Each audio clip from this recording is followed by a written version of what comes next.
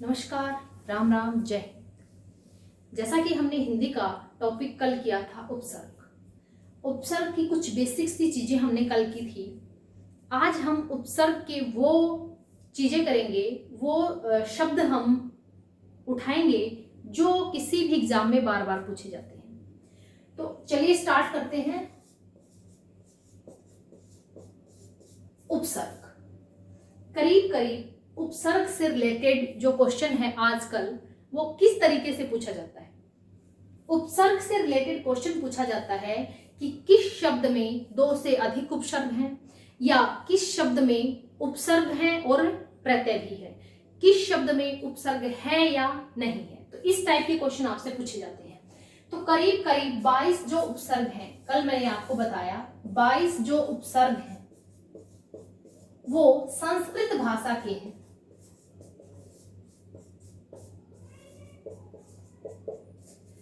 करीब करीब 22 जो उपसर्ग हैं वो संस्कृत भाषा के हैं, जो हमने हिंदी में ज्यों के त्यों लिए हुए हैं, और कुछ संस्कृत भाषा के अव्यय भी हैं जिनको हम उपसर्ग की तरह हिंदी में प्रयोग करते हैं। अब बात यह है कि सभी के पास किताबें हैं, हम किताबों से पढ़ लेते हैं उपसर्ग छांटना। अब गलती हम कहाँ कर बैठते हैं, हिंदी और अरबी और फारसी के जो उपसर्ग हैं उनको तो हम आसानी से छांट लेते हैं। अरबी, फारसी और हिंदी के जो उपसर्ग हैं वो हमें साफ साफ दिखाई दे जाते हैं, लेकिन हम गड़बड़ कहाँ कर देते हैं, हम गड़बड़ करते हैं संस्कृत के उपसर्गों को छांटने में। जैसे कल मैंने काफी सारे ऐसी बातें जो है पिछली वीडियो में बताई थी, जहां से हम संस्कृत के उपसर्गों को किस प्रकार से पहचान सकते हैं। तो पहली बात तो मैंने आपको बताई थी कि जब भी हम संस्कृत के उपसर्ग करेंगे तो अपने साथ वो हमेशा छोटी मात्रा को लेके आएगा। प्रति, अनु, दुर, दुस, निर, निश। क्लियर? अपने साथ ये शब्द जो है वो छोटी मात्रा को लेके आएगा। क्लियर? अधि, यानी कि संस्कृत भाषा के जब हम हमारे पास एक ऐसा शब्द आ जाता है जिस शब्द में से हमें उपसर्ग और शब्द को अलग करना होता है, तो सबसे पहली बात हमें पता होना चाहिए कि इस शब्द से जब हम उपसर्ग को अलग करेंगे तो ये जो शब्द है ये एज ए शब्दांश के रूप में हम वहां से क्या आएंगे, बाहर आएंगे। जैसे ही उर्दू और हिंदी के जो उपसर्ग हैं वो आपको साफ साफ नजर आ जाएंगे, साफ साफ। जैसे लिखा दरअसल, आपको साफ नजर आ रहा है दर, ठीक है। हम सफर, बाकायदा, बेकाबू, गैर हाजिर,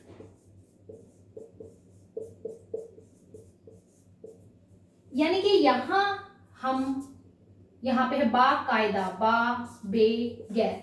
यानी कि अरबी, फारसी या हिंदी के उपसर्गों में गलती होने के चांस बहुत ही कम है।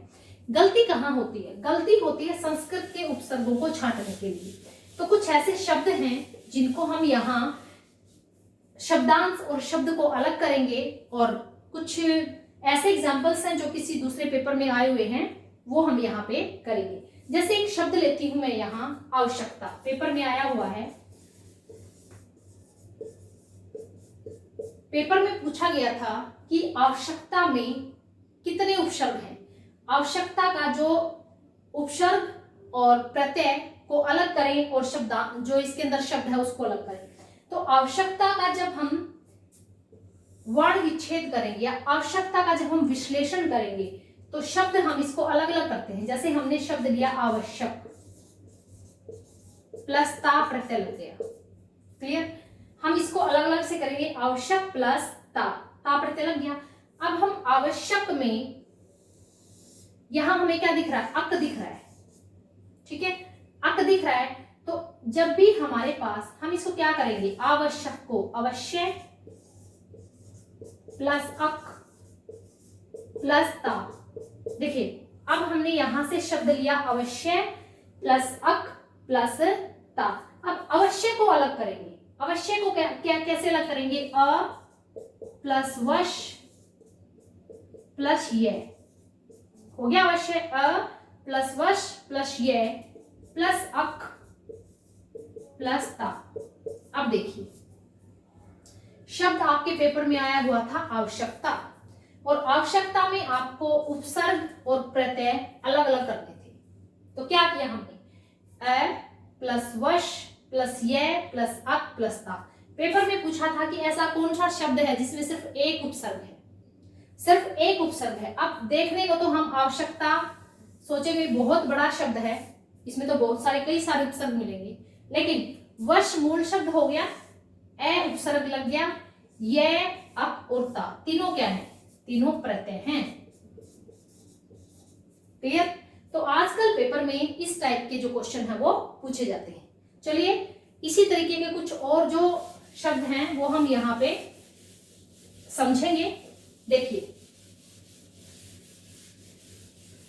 जैसे शब्द है, शब्द हमने लिया व्यसन, व्यसन, व्यसन में क्या उपसर्ग है, इसको हम किस प्रकार से इस शब्द को समझेंगे कि यहाँ उपसर्ग है, प्रत्यय है या नहीं है। तो व्यसन का हम क्या करेंगे, यहाँ हमें दिख रहा है कि आधा ये वह है और ये है, इसका मतलब क्या है, यहाँ किसी न किसी प्रकार से यण संधि हो सकती है। तो मैं इसमें क्या करूंगी, वी प्लस असन, वी प्लस असन क्या हो गया, व्यसन। अब देखो ई और ए मिलके क्या हो गए, ये, यहां कौन सी संधि होगी, यण संधि। यण संधि के कारण वी प्लस असन हो गया व्यसन। क्लियर। अब और शब्द लेते हैं, जैसे एक शब्द आया हुआ था असफलताएं, और आपसे पूछा था कि असफलताएं में मूल शब्द क्या है। असफलताएं, असफलताएं शब्द में मूल शब्द क्या है, प्रत्यय और उपसर्ग को हटा के बताइए, इसमें मूल शब्द क्या निकालेंगे। तो हम तो यही दिमाग लगाएंगे भी सफल मूल शब्द है, ए उपसर्ग लग गया और ता और ए प्रत्यय लग गया, जबकि मूल शब्द है फल। मूल शब्द क्या है, फल। फल में उपसर्ग जुड़ा से, क्या बन गया, सफल। क्लियर। सफल में ता प्रत्यय जुड़ा, क्या बन गया, सफलता। सफलता में ए उपसर्ग जुड़ा, क्या बन गया, असफलता। और असफलता में ए प्रत्यय जुड़ने से क्या बन गया, असफलताएं। अब देखिए, कहीं भी किसी भी एग्जाम में क्या हमारे पास सीधा सीधा छोटा सा प्रश्न पूछा गया है कि इस शब्द में कौन सा उपसर्ग है या इस शब्द का मूल शब्द क्या है। देखिए, इस प्रकार के क्वेश्चन हमसे पूछे जा रहे हैं कि इसमें मूल शब्द क्या है, एक से ज्यादा उपसर्ग किसमें है, कितने दो से ज्यादा प्रत्यय किस शब्द में है। तो जैसे हमने शब्द पढ़ा असफलताएं, इसमें मूल शब्द फल, स उपसर्ग लग गया सफल, ता प्रत्यय लगा सफलता, ए उपसर्ग लगा असफलता और ए प्रत्यय लग गया असफलताएं। तो कितने उपसर्ग हुए, यहां सबसे पहले इसमें स उपसर्ग लगा, फिर इसमें ए उपसर्ग लगा, दो उपसर्ग लग गए।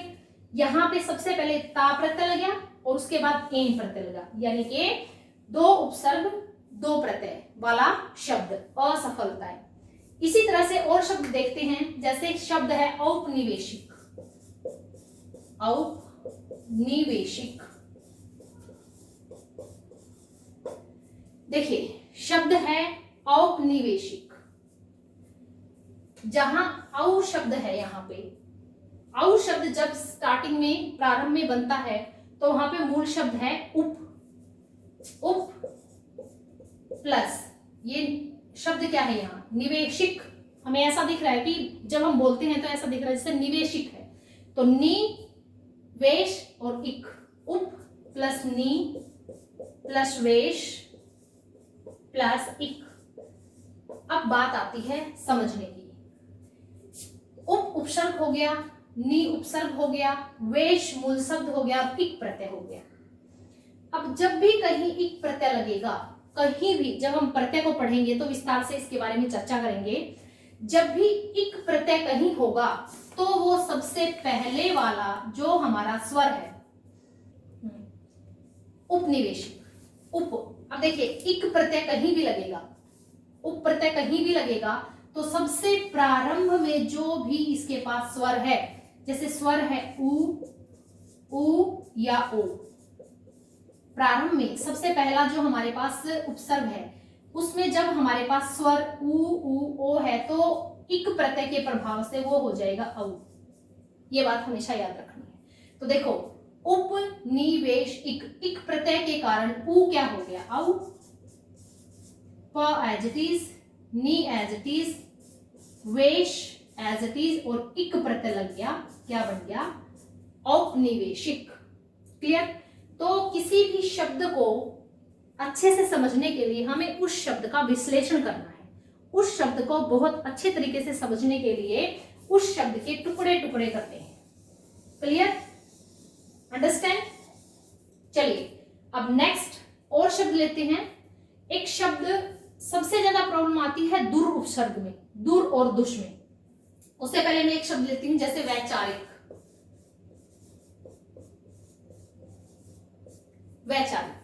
वैचारिक में मूल शब्द क्या है, उपसर्ग क्या है और प्रत्यय क्या है। वी प्लस चार प्लस इक। अब देखिए अभी मैंने इक प्रत्यय वाली बात आपको समझाई, दोबारा से फिर यहां इक प्रत्यय आ गया। बहुत इंपॉर्टेंट है, कोई भी बच्चा अगर गलती करता है तो इक प्रत्यय की वजह से हमारी गलती 101% होती है उपसर्ग और प्रत्यय में। वी, अब देखिए इक प्रत्यय लगने से जो प्रारंभ का स्वर है वो चेंज होगा, बदलेगा। अब उ ओ तो हमारे बदले किसमें, औ में। इसी प्रकार इक प्रत्यय के प्रभाव से जो ये इक प्रत्यय है इसके प्रभाव से ई किस में बदलेगा, आई में बदलेगा। कैसे, जो हमारा ई है या ई है या ए है, ये तीनों जो हैं वो इक प्रत्यय के प्रभाव से प्रारंभिक स्वर में चेंज करेंगे। क्या, इन तीनों की जगह पे हो जाएगा हमारा आई। क्लियर, इन तीनों की जगह पे क्या हो जाएगा आई। तो देखो वी प्लस चार प्लस इक के प्रभाव से ये क्या बन गया, ई क्या बन गया आई। तो क्या बन गया वही, चार और इक लग गया इसमें प्रत्यय। Clear, understand. आई होप ये जो शब्द हैं आपको अच्छे से समझ आए होंगे। देखिए नेक्स्ट, अब हम बात करते हैं, कुछ और शब्द लेते हैं जिससे उपसर्ग का ये जो टॉपिक है आज आपका आप बहुत अच्छे से क्लियर कर पाएंगे। चलिए नेक्स्ट मैं शब्द लेती हूं, दुर उपसर्ग में काफी सारी जो है समस्याएं आती हैं। दुर, एक दुर उपसर्ग के साथ दुर के बाद व्यंजन वाला शब्द आपके पास आएगा और एक दुर उपसर्ग के बाद स्वर वाला व्यंजन आपके पास आएगा। ठीक है, तो दुर प्लस, जैसे हमने लिखा दुर प्लस गम, दुर प्लस गम। अब ये र जो है ये क्या है, आधा है, तो कहां जाएगा, इसकी सिर रेखा पे जाएगा। तो क्या हो जाएगा, क्या होगा, दुर्गम, दुर्गम। अगर मैंने लगाया दुर प्लस जेय तो क्या होगा, दुर्जेय। अब बात आती है, ये शब्द हैं, अब बात आती है जब दुर उपसर्ग अपने आगे वाला शब्द भी रै लेके आए, दुर प्लस राज। अब क्या करें, जब दुर उपसर्ग अपने से अगले वाला जो शब्द है वो रै लेके आए तो इस रै का क्या हो जाएगा, लोप हो जाएगा, इस रै का लोप हो जाएगा और जो ये दू है, ऊ है, वो हमारा ऊ में परिवर्तित हो जाएगा। क्लियर, जब दुर उपसर्ग अपने से अगले शब्द में भी रै लेके आए तो दो बातों का ध्यान रखना है, जो ये रै है इसका लोप हो जाएगा और ऊ जो है वो ऊ में परिवर्तित हो जाएगा। तो दुर प्लस राज, हमने लिखा दुर प्लस राज, क्या हो जाएगा, दुराज। Understand, clear. ऐसे एक और शब्द ले लेते हैं हम, दुर प्लस रम्य, दूर प्लस रम्य। वही सेम जो हमने यहाँ पे फॉर्मूला अप्लाई किया वो भी यहाँ सेम फॉर्मूला अप्लाई होगा। रे के बाद अगर आगे हमारे पास रे आ रहा है तो एक रे का लोप हो जाएगा और ऊ जो है वो ऊ में परिवर्तित हो जाएगा। तो क्या हो जाएगा? दूर प्लस रम्य, दूरम्य। क्लियर? अंडरस्टैंड? अब दूर उपसर्ग के साथ हमने देखा जहां पे हमारे पास व्यंजन था, लेकिन यहां अगर हमारे पास स्वर आ जाए तो क्या करेंगे? तो परिवर्तन कैसे होगा वो देखते हैं। देखिए ध्यान से सुनेंगे सभी। जैसे मैंने कोई शब्द लिया, स्वर वाला कोई शब्द ले लेते हैं, दूर प्लस कोई भी स्वर वाला कोई शब्द ले, अवस्था ले लेते हैं, ठीक है? दूर प्लस अवस्था। अब देखिए ये एक शब्द शुद्धि का प्रश्न भी बन जाता है। हम क्या लिखते हैं? दुरावस्था। कई बार शब्द शुद्धि में भी प्रश्न आता है ये शब्द शुद्ध है या नहीं। हम इस शब्द को लिखते हैं दुरावस्था, जबकि ये गलत है। क्यों गलत है? क्योंकि दुर उपसर्ग के साथ मूल जो शब्द है वो है अवस्था। जब हम इनको कंबाइन करेंगे, जब हम इनको जोड़ेंगे तो शब्द क्या बनेगा? दूर, ये रह तो आधा है, अ इसमें मिलेगा तो क्या बनेगा? र पूरा हो जाएगा, दुर्वस्था। अब ये दुरावस्था कहां से आया? दुरावस्था तो कोई शब्द ही नहीं है। शब्द तो क्या है? दुर्वस्था है। कैसे बना? दुर उपसर्ग और अवस्था जो है मूल शब्द है। तो ये शब्द शुद्धि का प्रश्न भी हमारा हो गया कि दुरावस्था कोई शब्द नहीं है, शब्द है दुर्वस्था, और दुर उपसर्ग और अवस्था क्या लग जाएगा? हमारा मूल शब्द। क्लियर? अंडरस्टैंड? अब बात करते हैं निरुपसर्ग की। किसकी बात करते हैं? निर। क्योंकि कहीं ना कहीं आपको इन उपसर्गों से ही प्रश्न पेपर में देखने को मिलेगा। अंडरस्टैंड? देखिए निर उपसर्ग के साथ कई सारी चीजें हैं जो हमें समझनी है। पहली बात जो निर उपसर्ग है, निर जो उपसर्ग है अपने साथ वाला जो इसके आगे जो शब्द आएगा उसकी ई को, ये जो ई है उसको गायब कर देगा, ई को गायब कर देगा।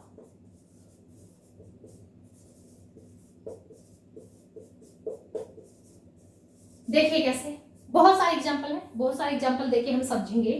निर प्लस लोभी, शब्द क्या बनेगा? निर्लोभ। ये आधा है तो कहां जाएगा? ऊपर जाएगा। क्लियर? लेकिन जब शब्द पेपर में हमारे पास आएगा निर प्लस लोभी, हम क्या बनाएंगे? निर्लोभी, जबकि ये क्या हो जाएगा? गलत। शब्द क्या बनेगा? निर्लोभ। और एग्जाम्पल देख देते हैं। देखिए निर प्लस दोषी, निर प्लस दोषी, सेम वही अप्लाई होगा यहां पे भी फॉर्मूला। क्या? निर उपसर्ग जब आएगा अपने से आगे आने वाले शब्द की ई को गायब कर देगा, तो क्या बनेगा शब्द? निर्दोष। क्लियर? अंडरस्टैंड? अब आगे और ले लेते हैं। निर प्लस उत्साही, निर प्लस उत्साही, निर उपसर्ग है, ई क्या हो जाएगा? गायब। क्या बनेगा? ये रह आधा है, ऊ इसके साथ आएगा तो क्या हो जाएगा? ऊ, छोटा ऊ। छोटा ऊ की मात्रा रह पे ऐसे लगाते हैं और बड़ा ऊ की लगाते हैं ऐसे। निरुत्साह। क्लियर? निर प्लस उत्साही क्या बनेगा? निरुत्साह। और शब्द ले लेते हैं, और शब्द जैसे हमने लिया निर प्लस अभिमानी। चलिए बहुत इंपॉर्टेंट चीज है, निर प्लस अभिमानी, निर प्लस अभिमानी। जब शब्द शुद्धि में प्रश्न आएगा हम क्या करते हैं? निराभिमान, निराभिमान। भाई वो निराभिमान जो शब्द है वो बना कैसे? उसको तोड़ के तो देखो कि वो अपने साथ जो उपसर्ग है और जो शब्दांश है उनका अर्थ सही भी निकल रहा है या नहीं। देखिए निर प्लस अभिमानी। क्लियर? निर, जहां निर उपसर्ग आएगा बाद वाली ई को क्या कर देगा, खत्म कर देगा। क्लियर? तो रे क्या है, आधा है, ए इसमें जुड़ेगा तो क्या हो जाएगा, ये निर। ये क्या है, भी। ये क्या है, मान। ई क्या होगी, निर उपसर्ग के प्रभाव से खत्म हो गई। हमारा शब्द क्या बनेगा, निर्भिमान। सारे एक एक शब्द आपके पास ऐसा शब्द है जो किसी ना किसी पेपर में आया हुआ है और जो विवादास्पद है। हम कई बार जैसे बोलते हैं तो शब्दों को बोलने में जल्दी जल्दी में निर्भिमानी बोल देते हैं, निरुत्साही बोल देते हैं, जबकि ये सही नहीं है। सही है निरुत्साह। उत्साही शब्द तो बिल्कुल सही है, दोषी शब्द भी बिल्कुल सही है, लेकिन जब निर उपसर्ग इनके आगे लगेगा तो ई जो है, जब हम शब्द को कंबाइन करेंगे तो ये ई क्या हो जाएगी, गायब हो जाएगी। ये बहुत ही इंपॉर्टेंट शब्द हैं, आप चाहे तो इनको नोट कर सकते हैं। निर प्लस लोभी क्या बना, निर्लोभ। निर्लोभी क्या है, गलत। क्लियर? निर प्लस दोषी क्या बना, निर्दोष। निर प्लस उत्साही क्या बना, निरुत्साह। निर प्लस अभिमानी क्या बना, निर्भिमान। क्लियर? अंडरस्टैंड। अब निर उपसर्ग के साथ कुछ ऐसे शब्द देख लेते हैं कि प्लस के निशान के बाद भी रह आता है, तो किस प्रकार का परिवर्तन होगा, किस प्रकार का चेंज जो है वो होगा। जैसे मैंने एक शब्द लिया निर प्लस रंध्र। अब देखिए यहां पे किस प्रकार का चेंज होगा। जब निर उपसर्ग के बाद र आए तो एक जो र है वो क्या हो जाएगा, उसका लोप हो जाएगा, और जो ई है वो ई में परिवर्तित हो जाएगी। कैसे? निर प्लस रंधर क्या हो जाएगा, निरंधर। ध्यान से देखिए, निर प्लस रंधर क्या होगा, निरंधर। ऐसे ही जैसे हमने लिया निर प्लस रव, निर प्लस रव क्या बना, नीरव। क्लियर? निर उपसर्ग और निर उपसर्ग के बाद जो प्लस में र है तो क्या हो जाएगा, एक र का लोप हो जाएगा और जो ई है वो ई में परिवर्तित हो जाएगी, नीरव। आप ये मत सोचिए कि नीरव मोदी है।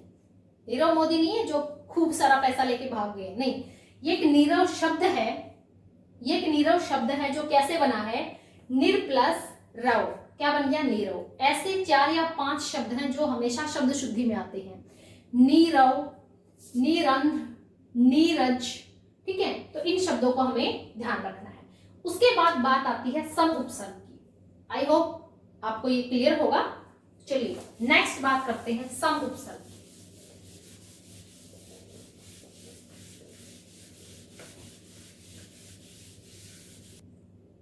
देखिए अब बात करते हैं सम उपसर्ग की। अब यहां भी कुछ ना कुछ थोड़ा सा विवाद है। जैसे हमने सम उपसर्ग के साथ लगाया अग्र, सम प्लस अग्र। यहां पे क्या है, मैं आधा है, स्वर रहित है, स्वर इसमें मिल जाएगा तो क्या हो जाएगा, समग्र। स म पूरा हो गया और ग्र, समग्र। ऐसे ही अगर हम लगाएं सम प्लस निहित क्या बनेगा, स मैं। अब ये बात यहां सोचने वाली है, मैं के बाद अगर न है तो ये मैं भी किस में परिवर्तित हो जाएगा, न में। क्योंकि मैं स्वर रहित है तो क्या होगा, स मैं किस में बदल जाएगा, न को देख के न में, स न नि हित, सन्निहित। सम प्लस निहित क्या हो जाएगा, सन्निहित। ऐसे ही है सम प्लस निकट,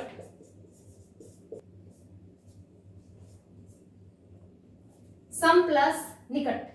अब सन्निहित देखिए शब्द कितना अच्छा है, सन्निहित। सन्निहित सरोवर कहाँ है, सन्निहित सरोवर है कुरुक्षेत्र में। ठीक है, धर्म क्षेत्र कुरुक्षेत्र।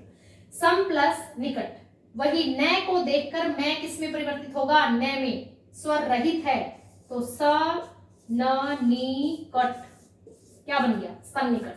अब एक बात यहां आती है कि भाई जब सम प्लस निहित सन्निहित है, सम प्लस निकट सन्निकट है, अब फिर सम प्लस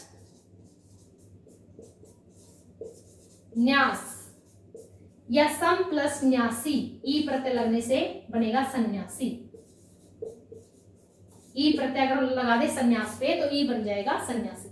तो ये इसको अंक की बिंदी में हम क्यों लिखते हैं, शब्द शुद्धि में प्रश्न आता है। जबकि इन अगर हम यहां देखें तो इस हिसाब से तो ये शब्द हमारा बनना चाहिए सन्यासी, क्योंकि ये स्वर रहित है तो आधा न बनेगा, आधा न संन्यास। और जब हम यासी रखेंगे तो बनना चाहिए सन्यासी। क्यों? इसी पैटर्न को तो फॉलो करते आ रहे हैं हम। सम प्लस निहित, आगे क्या है मैं, पीछे क्या है न, तो मैं किस में परिवर्तित हो गया, न में। सन्निहित, सम प्लस निकट सन्निकट, तो सम प्लस न्यास क्या बनेगा, संन्यास। और सम प्लस न्यासी क्या बनना चाहिए, सन्यासी। इसका मतलब हम जो ये शब्द लिखते हैं सन्यासी, ये क्या है, गलत है। क्यों? अब देखो बहुत बार हमें भी नहीं पता था, हम तो इसी शब्द को शुद्ध मानते थे, किसी भी पेपर में आता था तो झट से हम लगा देते थे कि भाई ये तो बिल्कुल सही है। जबकि जब हम उपसर्ग हमने डिटेल से पढ़ा, बहुत गहनता से हमने जब बात पढ़ी और चीजों को विश्लेषण की दृष्टि से देखा, तो फिर हमें पता चला कि भाई ये शब्द सही है संन्यास, और ये शब्द सही है सन्यासी। क्लियर? अब शब्द शुद्धि में ये प्रश्न 101% आएगा, कहीं भी देख लेना। जैसे उज्जवल बार बार आता है, कवयित्री बार बार आता है, निर्भिमान बार बार आता है, ठीक है। अब सबसे ज्यादा प्रॉब्लम एक और होती है, संविधान होता है कि संवैधानिक होता है, ठीक है। मतलब इस प्रकार के शब्दों का हम जो है विश्लेषण करेंगे हर वीडियो में। जब हम उपसर्ग और प्रत्यय को बहुत डिटेल से पढ़ेंगे तो इस टाइप के हर एक शब्द का हम क्या करेंगे, विश्लेषण करेंगे। अंडरस्टैंड? चलिए ओके। शब्द तो बहुत सारे हैं, बहुत सारी चीजें हैं, बहुत सारी बातें हैं। उपसर्ग कोई बहुत छोटा टॉपिक नहीं है, बहुत बड़ा टॉपिक है, ठीक है। तो आज के लिए इतना ही काफी है। कल फिर नेक्स्ट वीडियो के साथ और बहुत अच्छे अच्छे शब्दों के साथ मैं फिर हाजिर होंगी कल आपके सामने। और जय हिंद, जय भारत।